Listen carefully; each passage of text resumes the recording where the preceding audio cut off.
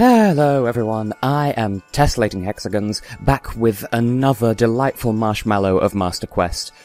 In the last episode, we did a lot of faff, and I'm sort of slightly disappointed about that, because I thought I'd only have one episode to go before I was all caught up, and no, I did so much faff that essentially the midpoint of this game has been split over 2 episodes, because we've seen Ganon, we got the Ocarina of Time, Zelda's fled the castle, we were supposed to come straight here, but instead I faffed around like a dingus. Or something like that. Now, oh no, my Pepsi. I just kicked over a 2-litre bottle of Pepsi, but fortunately it's still completely sealed because I bought it today, because this is the day after the previous recording session, but the Wednesday that episode 5 went up. Now, I came in here a lot as a child before I was supposed to, because you heard about the time that I had with the 3rd dungeon as a youth. And here's another one of these pedestals, by the way. Take note, it's a thing that's here. I came in here a lot, and I'd come to this pedestal, and there's an inscription, and it's another case of really slow text or illegibly fast text. And it just tells you, get the spiritual stones and then play the Song of Time. So we'll do that. I have nothing else to say. Of course, I couldn't do anything in here as a child because I didn't have the 3rd spiritual stone for the longest time. But let's actually progress with the plot instead of just sitting here being perplexing pineapples about it. And once again, this looks better in the 3DS remake, just because everything looks better in the 3DS remake, but this is still a nice, pleasant look-at thing grammar. Because the spiritual stones are still pretty, they're just not as pretty. But they're still pretty, you know? Also, the Triforce thing lit up, and there we go, we've opened the Door of Time. So, in case you didn't, well, I suppose you wouldn't have known had you not seen that, but that was the Door of Time. And so, those blocks that have had that symbol on it, we now know that they react to the Song of Time. And also something that I worked out as a child, once I did do the 3rd dungeon, you can actually get up onto this pedestal and stand inside the spiritual stones. I thought maybe I could recollect them after I put them in their place, but no, you just sort of glitch through them, and that makes me sad. But, let's make some actual plot progress, holy shit! What is it, Navi? What have you seen? Is it a completely grey room? Is it the 3 triangles on the floor? Is it the Master Dildo? To be fair, the Master Sword has come up in conversation between myself and Super Alex 641 on several occasions, and we have, maybe it was just me and my filthy mind, but I have jokingly suggested, has someone ever 3D printed a replica of the Master Sword, except instead of a blade, it's a dildo, but with the Master Sword hilt? I should probably raise the tone of my commentary a little bit, because we're getting into some serious stuff now.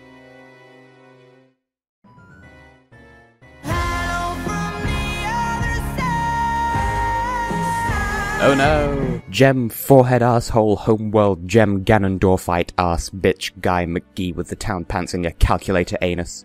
Well, this is part 2 of Zelda's idea that could only go wrong in the way that a child's plan could be.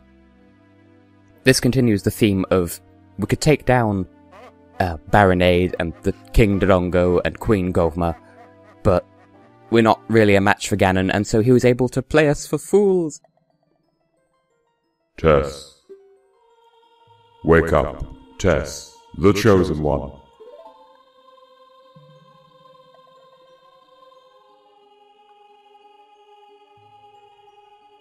Oh, shiny. Very shiny. Love the aesthetic here. Don't want to talk too much over it because this is a serious cutscene and I should give it its proper attention. Oh, hello. With your tea cozy. Are you the Pope? I am Rauru, one of the ancient sages. Ages ago, we ancient sages built the Temple of Time to protect the entrance to the Sacred Realm. This is the Chamber of Sages, inside the Temple of Light. The Temple of Light, situated in the very center of the Sacred Realm, is the last stronghold against Ganondorf's evil forces. The Master Sword, the evil-destroying sword that you pulled out of the pedestal of time, was the final key to the Sacred Realm. Tess, don't be alarmed. Look at yourself. Why? Did it not bring our clothes with us into the Sacred Realm? Oh, no, clothes are still here, but they somehow magically grew. Also, so did we. But, I mean, holy shit, how do your clothes still fit you, and where do those leggings come from? I swear you were just Scottish testicling it up until this point. Calm down, Navi. The Master Sword is a sacred blade which evil ones may never touch. Only one worthy of the title of Hero of Time can pull it from the pedestal of time. However, you were too young to be the Hero of Time. Therefore, your spirit was sealed here for 7 years. And now that you are old enough, the time has come for you to awaken as the Hero of Time. Well, do you understand your destiny? Yes! But remember, though you opened the door of time in the name of peace, Ganondorf, the Gerudo King of Thieves, used it to enter this forbidden sacred realm. He obtained the Triforce from the Temple of Light, and with its power, he became the King of Evil.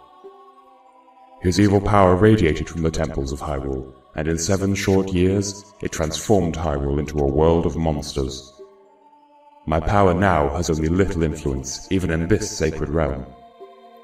Namely, this Chamber of Sages. But there is still hope. The power of the sages remains. When the power of all the sages is awakened, the sages' seals will contain all the evil power in the void of the realm. I, Rauru, am one of the sages, and your power to fight together with the sages makes you the Hero of Time. The Hero of Time chosen by the Master Sword. Keep my spirit with you, and find the power of the other sages and add their might to your own. Okay, completely killed the mood in one easy step. But here begins the second act of the game. We're done collecting spiritual stones, we are now going after these shiny-ass coin things. The medallions of the various elements, beginning, of course, with the light medallion. Yum, yum. Find the other sages and save Hyrule. Okay, will do. Of course, that's going to be as easy as it sounds, I'm sure. So, yeah. Back into slightly less serious mode. So, we just spent 7 years trapped inside this chamber. You would have thought Link would have tried to close the door behind him, maybe? Or there should be some sort of fail-safe rather than just, whoop, you opened the door of time, now the door of time's permanently open, so you're the one who opened the door, therefore you're the one who's earned the right to come in, but now that you've opened it, anyone can come in. Yeah, it is a bit of a key mechanic. Now that we're adults, well, now that Link is an adult, we can't use some of the items we found as a child. That includes the boomerang, one of the most useful child Link items that you get right towards the end of his tenure as a child. You just can't use it anymore. Which is unfortunate, but hello. Someone's been waiting for us. I don't tend to voice act every single character. I just want to voice act the sages because, well, for good reason. We are now being informed. Okay, this is our hypothetical map. So we've already got the light medallion. We're looking for 5 more. 1 in the forest, 1 on a mountain, 1 under a lake, 1 in a slightly cryptic hint. And another even more cryptic hint. Because at first it seems like, oh, duh, where have we seen a forest before? Oh, duh, mountain, duh, lake. But then the other two, you're just like, wait, what? What? The sand? Dead? What? But yes, we have now officially encountered a Sheikah. Shake your booty. Officially, Impo is a Sheikah as well. And this is the creatively named Sheik of the Sheikah. Major character development happens with this one, and I'm not going to spoil it, even though, as always, everyone knows what happens with this. Like, even the people who have not played this game have had it spoiled for them by Smash Brothers, so... But I'm still going to keep it a secret anyway, for the one person out there that doesn't know. But yes, we're being railroaded towards the Forest Temple. Once again, you could, in theory, do these temples in pretty much any order, but again, it railroads you into a fixed order. But even then, as it is, we can't even get into the temple at the moment. It wouldn't take a genius to work out that the Forest Temple... Why did you rearrange my items? Rude! But yes, we can no longer equip the Deku Sticks for some reason, Slingshot, Boomerang, Magic Beans, and the Mask of Truth. So that's a bit inconvenient. it doesn't take a genius to work out that the Forest Temple is at the back of the Sacred Forest Meadow. But as you'll recall, even in the past, or is this the future and that's the present? I'll refer to them as the past and the future, and okay, that's totally not ominous.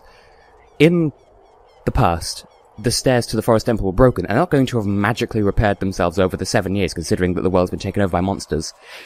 Case in point on that front, Castletown's now full of redeads. So, if you value your life, and don't want to walk everywhere, just play the Sun Song whenever you arrive here. Because this place no longer obeys day and night cycles, you can just run around. It won't change time of day, and the back alley is no longer accessible. Hyrule Castle, that's changed quite a bit as well, but we'll deal with that later, because at the moment, our first destination is the Forest Temple, and if we can't even get into that, then it's not really worth trying to do anything else. And another point that I'd add on top of that is, you might have noticed that Sheik was blocking access to the Master Sword pedestal, because, again, this is kind of a spoiler, but it's so well known. You can put the Master Sword back into the pedestal, and we'll travel back in time by 7 years, back to Link's childhood, and so we'll revert to being a child. So, at the moment, we can't do that, because Sheik is just standing there on top of the pedestal, and so we can't interact with it. We can't put the Master Sword back, can't travel back in time. So for the moment, we're stuck in the future. And so there is some side stuff that I wouldn't mind doing. What do you want, Navi? Well, it's the only lead we have, so shut the fuck up. So, I would like to go and do some faff stuff, but I'd rather wait until we have freedom to do whatever in the future, and at the moment, because we can't travel back in time, I don't consider us having adequate freedom to do stuff, so I'll go along with the plot for the moment, and look at how this tree has grown. Also, you might notice that because Castletown is so dead, a lot of the people from Castletown have actually moved here, and we can climb up this ledge now. Just pointing that out. Now, I'm gonna drop by here. I should wait, because I'm like 2 Sculptural tokens away from the next upgrade beyond this, but might as well get it since we're here, even though it's not spectacularly impressive. I'm surprised that these guys don't particularly resent the fact that we, sort of disappeared for 7 years. Like, we healed the first child, and then didn't come back. Okay, we healed the second child, but didn't claim our reward for 7 years. So Stone of Agony changed to the Shard of Agony in the 3DS remakes, and in the Wii Virtual Console version of this game, completely useless. But the GameCube version, which is what I'm playing, and the original, it rumbles whenever you're near a secret hole. That's it, really. So if you hold it next to the back of a girl's kneecap, then it will start rumbling. And in the 3DS remakes, it displays on screen and makes a chiming noise instead, because obviously 3DS can't rumble. But I don't remember exactly how you work out what to do here, but we'll come to the graveyard, because this is where we need to go. And I kind of don't want to agonize over the exact details of how you know where to go, but we can come into the Gravekeeper's hut now, and we're informed of this. He has a stretching, shrinking something that he wants someone to get his hands on. Also, Dampé's dead, so we're going to grab the stretching, shrinking keepsake of a dead man. Yay! And I completely missed. Link, you're doing this again where you refuse to turn around. I just edited an episode in which I was fighting Pose and you refused to turn around. Anyway, that doesn't really matter, because this grave that I pointed out before, maybe it was one next to it, but the point is, this grave, it has flowers in front of it now. We can open it, and there's a hole that isn't here in the past. And, spoiler alert, this is Dampé's grave. Or question mark, if you prefer. So, I don't like this. I do not enjoy this minigame. What we have to do is follow him, and they have a version of this in Majora's Mask as well. The Majora's Mask version is definitely harder, because it requires you to do more stuff. Like, in Majora's Mask, you have various transformations and other powers that you need to use in order to get through it, and I think this is, honestly, not difficult, but nerve-wracking enough as it is, because if you fall too far behind, those doors will just shut on top of you, and you lose. Not a fun time. And I was going to say, you can run into that fire, and that will knock you over as well, and if you get too far behind, then you automatically lose. If you take too long, automatically lose. If he gets too far ahead, you won't even be able to see where he's gone, and so you'll get lost and automatically fall behind, and it's not a fun time. And there's even a bit where he demands that you climb up, which of course, is time-consuming. Now, there is a way of breaking this a little, because we have to come back and do this again later in the game. But for the moment, when we come back, we have to get to the end within 1 minute. And, admittedly, I fucked up a little bit, but I still managed to make it. But we have to come back and do it within a minute to get a heart piece later. Also, I know it's in here somewhere. I'll show it off in a moment. We'll claim our reward first, so that we can actually say that we've done what we needed to do here. Yes, we kept up with you. We're so brilliant.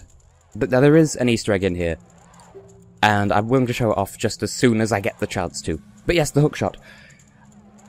Very much a fan favourite entry in the Zelda items encyclopedia. Although game theory has proven at this point that it's completely not practical in real life, because the force required to make it work would, I think, not only dislocate but also break your arm. It doesn't work in real life, but that's okay. And you can actually see it in this position. You can see in, along the, well, I would call it the dildo rail, the dado rail of this room, if it's even called that, that strip along the, like, between the wall and the ceiling. You can see a crescent moon with, like, a diamond next to it. That's the only instance in this game that remains of the original Gerudo symbol, and the Gerudo symbol is the thing that we've seen on pushable blocks and pressable switches. In the original prototype of this game, they were crescent moons with a diamond next to it. But then people were like, yo, that's a bit too Muslim. Like, that might be construed as offensive because it's associated with the Gerudo, who are considered to be, like, an evil tribe, or, well, not an evil tribe, but, like, they're antagonistic. And this is the introduction of Song of Time blocks, which, as I said, you play Song of Time and they react. Oh no, will I get copyright stricken by the Fine Bros for saying react in a video? Haha, I'm current, except no, this is going up in several weeks. This is the 3rd of February, so that won't be topical anymore. But yeah, so that texture there with the ceiling stripe of that room, that's the only instance of that crescent moon they forgot to take out of the final version of the game. Now, heart piece over there. You could do some crazy parkour along this thing, but if you fuck it up, you'd have to come all the way back around through Dampé's race.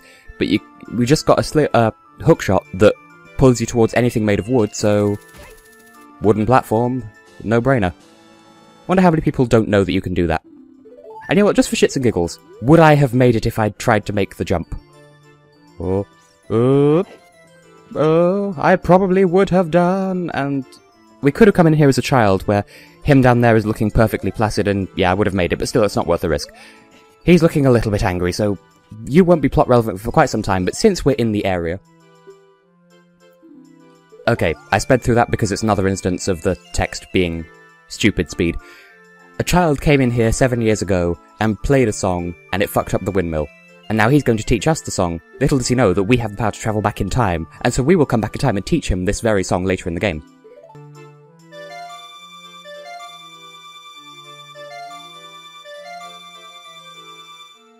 And this is the last of the top row of songs, and it's the theme of this windmill here.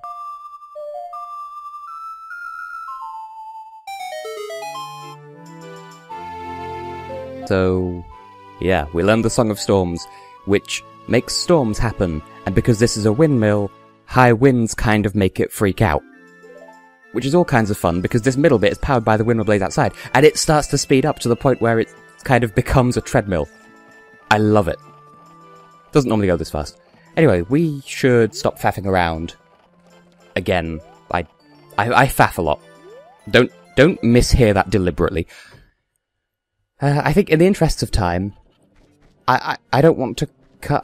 okay, first of all, while we're here, I shall grab this, because this is a thing we can grab. Can we get it from here? Because the roof of that house, it looks like it's made of shingles, but it's actually made of wood. And we can make it up here. I thought you'd have to get an item from later in the game, but no. Talk to this guy. He'll actually give you a piece of heart if you get up here in the past, but that's this piece of heart that we're getting now.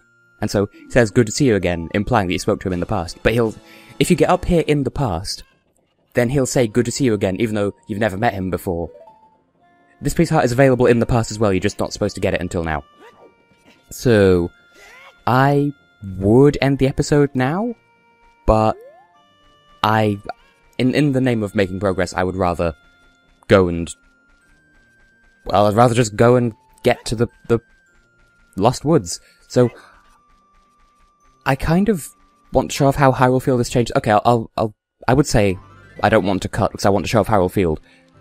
But I'll just speed up and I'll meet you at the other side. By the way, around this point you might notice that the P-hats, that is to say those giant pineapple enemies, are completely gone from Hyrule Field. And at night time the Stell children don't come out anymore either. So that's one thing to take note of, I suppose. And we are back in the Lost Woods where we belong. And oh shit, there are enemies. Yeah, this happens in the future because the world has become all monstrous and shit. We get beaten up by a plant apparently. Come on, just die. It's not until this point that you actually start to encounter those giant Deku Bubbas in Vanilla Ocarina of Time, but look, we can reflect Deku Dots with our Hylian shield now because we're big enough to use it properly. If you come here during the day, then the Kokiri are around and they're like, yo, Link disappeared, we assume that he's dead. Also, you're an adult, and adults can't come here without turning into Stelphos, which we've not encountered yet, but they're these giant undead skeleton enemy things. Yeah, according to the lore of the game, if a Kokiri leaves the forest, they die, and if an adult comes into the forest, they die.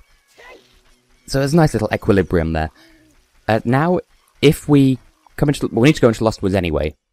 But if we go into here, that skull child that we befriended in, well, a few episodes ago, them and the ones that we played the ocarinas with last time down here, they will actively attack you now because they're like, yo, you're an adult, we don't like adults, fuck you. But in case you haven't guessed, we're heading to the Sacred Forest Meadow, because now that we have the hookshot, we can hookshot up to the tree that was overhanging the entrance to the Forest Temple, and now we can get in, but of course, Mido has to get in the way. Cockerish, surely that's not the official demonym. Yeah, so Mido's being a nice asshole, but he said that he made a promise to Saria, and so we'll prove our connection to Saria so that he'll let us through. Because, of course, Kokiri think that Link died because he left the forest, and now there's this random adult who's come back 7 years later, and the Kokiri are all still children because they never grow up. They're based on Peter Pan.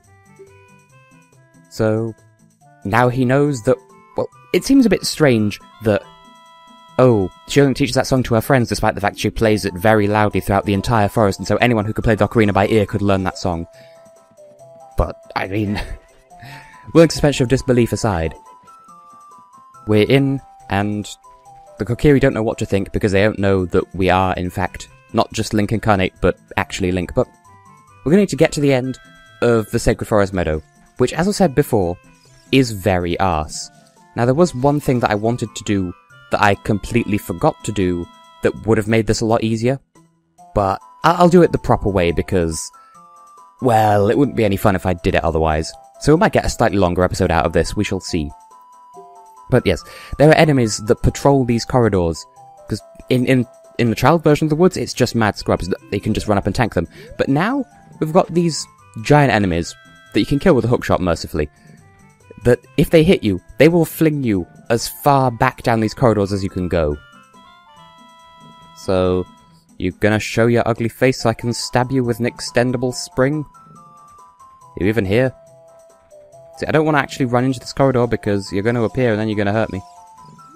Seriously. Broski. Oh, here he comes.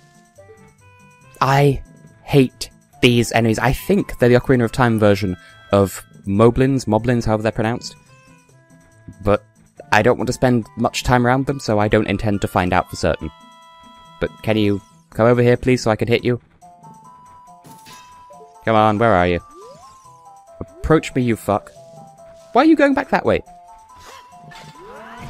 Yeah, this is what they do, and why that jump attack didn't work, I don't know. I'm very offended. Come on, turn around so I'll just have to hookshot you up the arse. Then again, you look like the sort who'd be turned on by that. But nevertheless. Oh, come on! Why did that... What just happened? He saw me even though I was behind him. Then he was invincible, and I killed him while he was invincible. What the fuck? Hello, post-commentary Tess here from an entire month after this was recorded. So, this episode kind of would have dragged on far too much if I didn't speed up this hedge-maze section, and honestly, it is a bit shit. There's stealth, and I hate stealth in non-stealth games. I don't like stealth games anyway. And also, in a couple of seconds, I'm going to get distracted by a gold sculpture that I spotted. So, here you go. Oh, there's a gold sculpture up there as well. I see you. We'll get you later. And, well, I didn't have anything to add to the discussion, but post-commentary tests out and back to regular me. Go! Now, the bit that's very arse. On a scale of 1 to 10, it's very arse. On a scale of 1 to arse, it's very arse. It's not that hard, objectively, as I said before. But I don't care. I hit him. I refuse to acknowledge otherwise. If you get hit by these, you get knocked all the way back to the start of this section, which sucks. Can you die, please? We still have a cutscene to get through, you fuck. Dear, oh dear, oh dear. You know, I'll record that cutscene now, splice it into the next episode. So, I have been and will continue to be Tessellating Hexagons, and in the next episode, we'll find out what's at the top of this staircase. Well, I mean, we know what's up there, but, I mean, there's stuff waiting for us. We'll find out what's inside the forest temple and shit. Hey, stealth sections just completely ruin my flow. They mess with my funky flow. I've already outroed. I will just see you in the next one. See you then. We're past the worst of it now. Goodbye.